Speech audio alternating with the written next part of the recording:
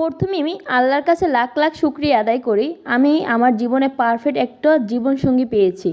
আমার হাজব্যান্ড এতটা যত্নবান যা কেউ না দেখলে বুঝবে না। আমি যতবার বাসা চেঞ্জ করছি ততবার সে নিজের হাতে এই কাজগুলো করেছে। আমাকে বাড়ি রেখে বাসা চেঞ্জ করে একা নতুন বাসায় সব মালামাল নিয়ে কত সুন্দর পরিপাটি করে গুছিয়ে রাখছে দেখেন। সে আমাকে ভিডিও কল দিয়ে দেখায় কোথায় কী রাখছে, আবার ভিডিও করে পাঠায়। দেখেন একটা নারীর থেকে কত সুন্দর করে একটা বাসা গুছিয়ে রাখতে পারে। এই বাসা গুছানোর পর তারপর আমাদের নিতে আসবে।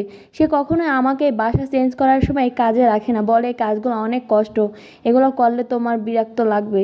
এই জন্য সে আমাকে কখনোই বাসা চেঞ্জ করার সময় রাখে না। আর এত সুন্দরভাবে সে পরিপাটি করে বাসা গুছিয়ে রাখতে পারে যে একটা নারীও পারে না।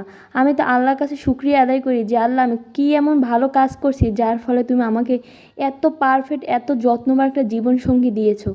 আসলে মনে হয় কোনো একটা ভালো কাজ করছি, নাইলে এইরকম একটা জীবনসঙ্গী পাওয়া যায় না। আল্লাহর কাছে শুকরিয়া আদায় করি। আল্লাহর কাছে সবসময় ভালো কিছু চাইছি বিধায় মনে হয় তাকে আমি পেয়েছি। আলহামদুলিল্লাহ।